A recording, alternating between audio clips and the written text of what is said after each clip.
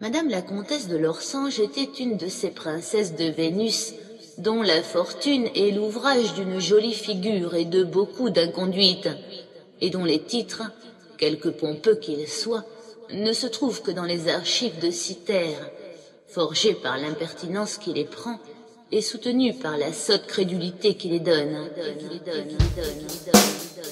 Brune, une belle taille, des yeux d'une singulière expression, cette incrédulité de mode, qui prétend un sel de plus aux passions, fait rechercher avec plus de soin les femmes en qui on la soupçonne. Un peu méchante, aucun principe, ne croyant de mal à rien, et cependant pas assez de dépravation dans le cœur pour en avoir éteint la sensibilité. Orgueilleuse, libertine, telle était Madame de Lorsange. Cette femme avait reçu néanmoins la meilleure éducation.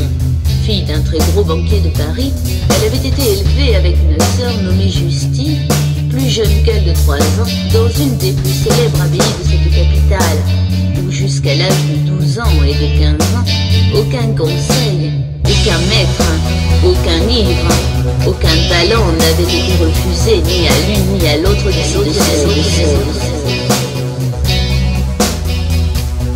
À cette époque fatale pour la vertu de 2 jeunes filles, tout leur manqua dans un seul jour. La banqueroute affreuse précipita leur père dans une situation si cruelle qu'il en périt de chagrin. Sa femme le suivit 1 mois après au tombeau. 2 parents froids et éloignés délibérèrent ce qu'ils feraient des jeunes orphelines. Leur part d'une succession absorbée par les créances se montait à 100 écus pour chacune. Personne ne se souciant de s'en charger, on leur ouvrit la porte du couvent, on leur remit leur dot, les laissant libres de devenir ce qu'elles voudraient.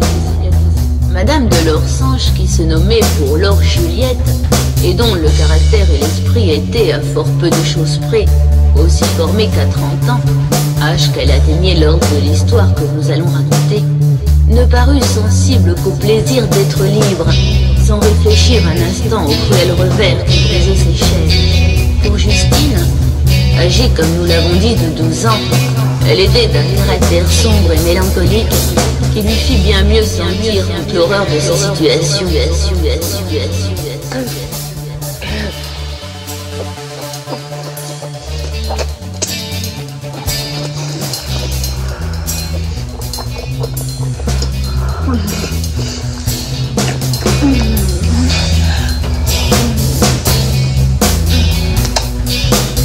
Douée d'une tendresse, d'une sensibilité surprenante, au lieu de l'art et de la finesse de sa sœur, elle n'avait qu'une ingénuité, une candeur qui devait la faire tomber dans bien des pièges.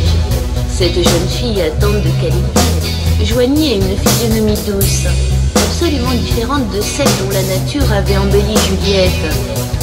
Autant on voyait d'artifice, de manège, de coquetterie dans les traits de l'une, autant on admirait de pudeur, de décence et de timidité dans l'autre. Un air de vierge, de grands yeux bleus pleins d'âme et d'intérêt, une peau éblouissante, une taille souple et flexible, un organe touchant, des dents d'ivoire et les plus beaux cheveux blonds. Voilà l'esquisse de cette cadette charmante dont les grâces naïves et les traits délicats sont au-dessus de nos pinceaux.